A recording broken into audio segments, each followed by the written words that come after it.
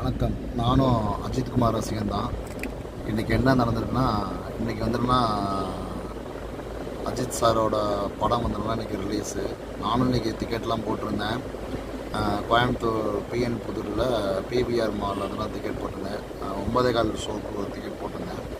ஆனால் நேற்று திடீர்னு வந்துட்டுனா எனக்கு சாயந்தரம் வந்து பார்த்திங்கன்னா திருச்சி ஸ்ரீரங்கம் வரைக்கும் எனக்கு வண்டி வாடகை வந்துருச்சு. அதனால வந்துன்னா என்னோடய டிக்கெட் வந்துன்னா வேறு ஒருத்தர் கொடுத்துட்டு நான் வந்துன்னா என்னோடய தொழிலை பார்க்கறதுக்காண்டி வந்துட்டேன். நான் ஒர்க் ஷாப் வச்சுருக்கேன். எனக்கு படம் வந்து என்னோடய பொழுதுபோக்காண்டி தான் நான் பார்க்குறேன். ஆனால் அந்த படத்தை விட எனக்கு என் தொழில் தான் ரொம்ப முக்கியம். அதனால் நான் பார்க்கக்கூடிய படத்தை நான் கேன்சல் பண்ணிவிட்டு நான் என் பொழப்பு பார்க்கக்காண்டி நான் வாடகைக்கு வந்துட்டேன்.